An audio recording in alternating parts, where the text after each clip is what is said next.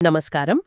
ఈరోజు మనం భారతీయ పాస్పోర్ట్ కోసం ఎలా అప్లై చేసుకోవాలో కొంచెం వివరంగా చూద్దాం. నమస్కారం. అవును, ఈ ప్రాసెస్ గురించి చాలా మందికి సందేహాలుంటాయి.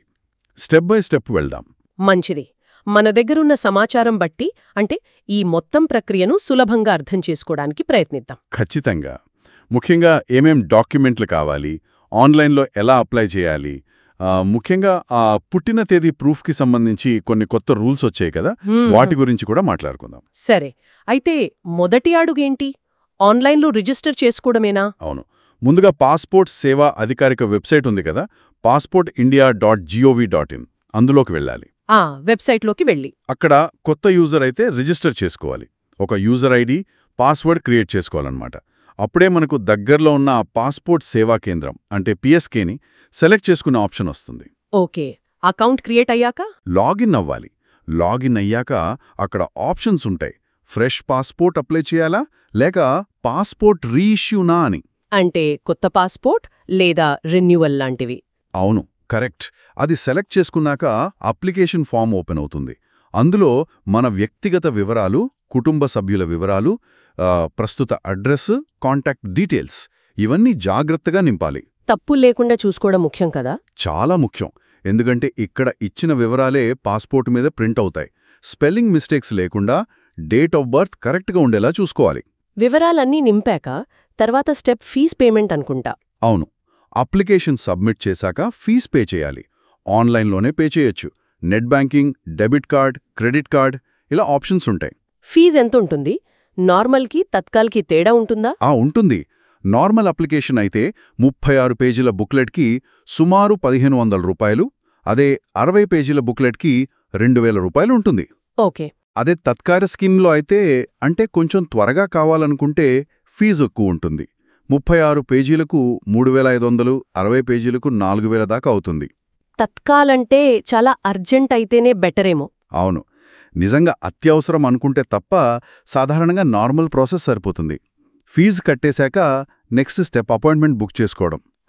మనం సెలెక్ట్ చేసుకున్న పిఎస్కేకి లేదా కొన్ని చోట్ల పోస్టాఫీస్ పాస్పోర్ట్ సేవా కేంద్రాలు పిఓపిఎస్కే కూడా ఉన్నాయి కదా, అక్కడికి వెళ్లడానికి date and time slot book చేసుకోవాలి. ఎగ్జాక్ట్లీ.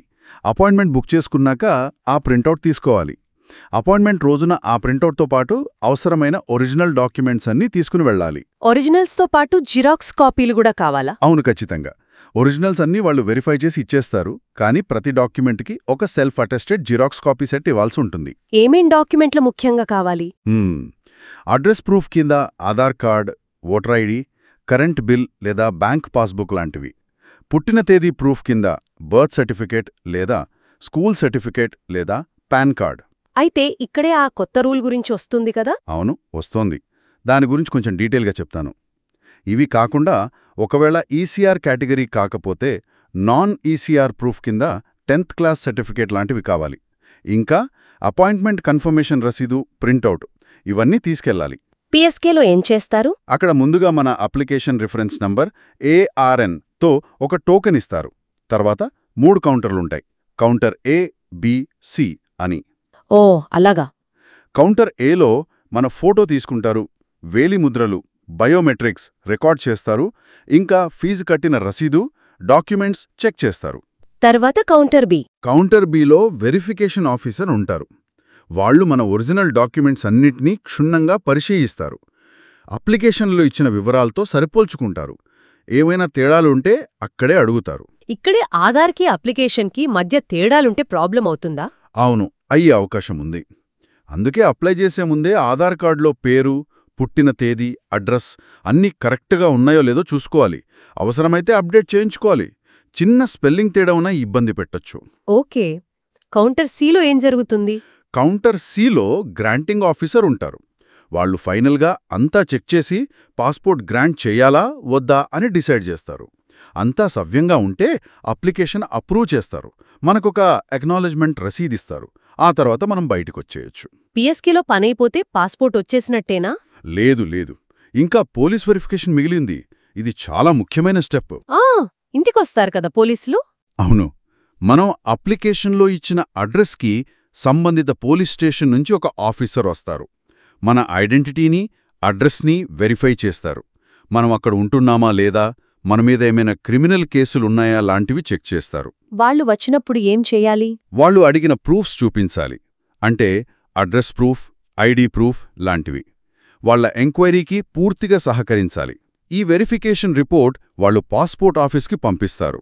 అది పాజిటివ్గా ఉంటేనే పాస్పోర్ట్ ప్రింట్కి వెళ్తుంది. ఈ వెరిఫికేషన్కి ఎంత టైం పడుతుంది? అది పోలీస్ స్టేషన్ పనితీరు బట్టి మారుతుంది. సాధారణంగా కొద్ది రోజుల నుంచి వారం 10 రోజులు అయిపోవాలి. అంతా అయ్యాక పాస్పోర్ట్ ఇంటికొస్తుందా? అవును, స్పీడ్ పోస్ట్ ద్వారా మనమిచ్చిన అడ్రస్కొస్తుంది. నార్మల్ ప్రాసెస్లో అయితే పోలీస్ వెరిఫికేషన్ పూర్తి అయ్యాక సుమారుగా 1 వారం నుంచి 20 పని దినాల్లో రావచ్చు. తత్కాలైతే? తత్కాలైతే పోలీస్ వెరిఫికేషన్ ఒకవేళ పోస్ట్ వెరిఫికేషన్ అయితే పూర్తయ్యాక 1 లేదా 3 రోజుల్లోనే డిస్పాచ్ చేస్తారు. తత్కాల్కి కొన్నిసార్లు ప్రీ పోలీస్ వెరిఫికేషన్ ఉండదు, పాస్పోర్ట్ వచ్చాక జరుగుతుంది, కొన్నిసార్లు ఉండొచ్చు. సరే, ఇప్పుడు ఆ ముఖ్యమైన పాయింట్కి వద్దాం. పుట్టిన తేదీ ప్రూఫ్. ఆ కొత్త రూలేంటి? అవును, ఇది చాలామంది గమనించాలి. అక్టోబర్ 1, 2023న లేదా తర్వాత పుట్టిన వాళ్ళెవరైనా సరే వాళ్ళు పాస్పోర్ట్కి అప్లై చేస్తుంటే పుట్టిన తేదీ రుజువుగా కేవలం ప్రభుత్వ అధికారి జారీ చేసిన జనన ధృవీకరణ పత్రం, birth certificate under the registration of births and deaths act 1969 మాత్రమే ఇవ్వాలి. అంటే మున్సిపాలిటీ లేదా గ్రామ పంచాయతీ ఇచ్చే బర్త్ సర్టిఫికేట్? అవును, అదే.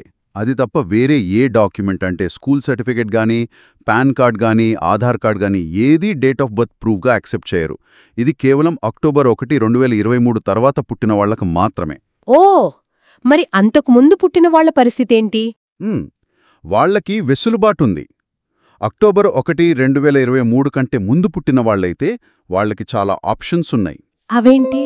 వాళ్ళు బర్త్ సర్టిఫికేట్ ఇవ్వచ్చు, లేదంటే స్కూల్ నుంచి ఇచ్చే transfer certificate, school leaving, matriculation certificate గుర్తింపు పొందిన బోర్డు నుంచి ఉండాలి.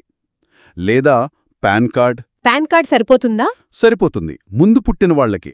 అలాగే పూర్తి పుట్టిన తేదీతో ఉన్న ఆధార్ కార్డ్, ఈ ఆధార్, ఓటర్ ఐడి కార్డ్, దీనిమీద కూడా పూర్తి పుట్టిన తేదీ ఉండాలి. డ్రైవింగ్ లైసెన్స్, ప్రభుత్వ ఉద్యోగులైతే service record extract, LIC policy bonds, ఇలా ఆ లిస్టులో ఉన్న వాటిలో ఏదైనా ఒకటి ప్రూఫ్గా ఇవ్వచ్చు. అబ్బా, అంటే ఆ కట్ ఆఫ్ డేట్ చాలా కీలకమన్నమాట.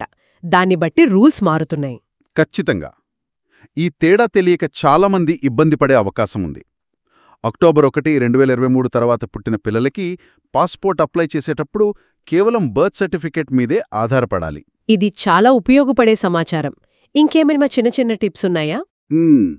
ఎప్పుడైనా సరే అప్లికేషన్ ఫారంని చాలా జాగ్రత్తగా 1కి 2 సార్లు చెక్ చేసుకుని సబ్మిట్ చేయడం మంచిది.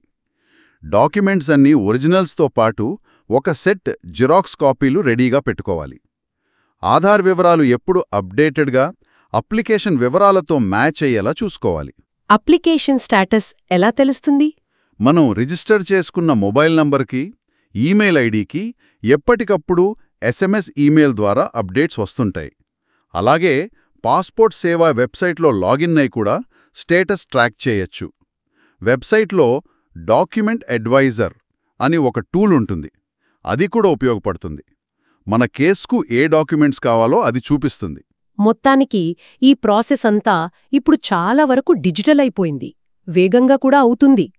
కానీ డాక్యుమెంట్ల విషయంలో మాత్రం పక్కాగా ఉండాలి. నిస్సందేహంగా ఆన్లైన్లో అప్లై చేయడం సులువైనా, సరైన డాక్యుమెంట్లను సరైన ఫార్మాట్లో ఇవ్వడం, వెరిఫికేషన్ ప్రాసెస్కి సహకరించడం, ఇవన్నీ సక్రమంగా చేస్తే పాస్పోర్ట్ సులభంగానే వస్తుంది. చిన్న పొరపాట్లు జరిగితేనే ఆలస్యమవుతుంది. ఈరోజు మనం పాస్పోర్ట్ ప్రక్రియ గురించి చాలా విషయాలు తెలుసుకున్నాం. ముఖ్యంగా ఆ పుట్టిన తేదీకి సంబంధించిన కొత్త నియమం చాలా ముఖ్యం. ఈ సమాచారం వింటున్న వారికి ఉపయోగపడుతుందని ఆశిస్తున్నాను. ఆలోచిస్తే ఈ డిజిటలైజేషన్ వల్ల పనులు వేగవంతమవుతున్నా డాక్యుమెంటేషన్ విషయంలో ప్రభుత్వాలు ఎంత ఖచ్చితత్వాన్ని పాటిస్తున్నాయో అర్థమవుతోంది కదా. అవును, భవిష్యత్తులో బహుశా ఈ ప్రక్రియలు ఇంకా సులభతరం కావచ్చు, కానీ ప్రామాణికత విషయంలో మాత్రం రాజీ పడకపోవచ్చు. నిజమే. ధన్యవాదాలు.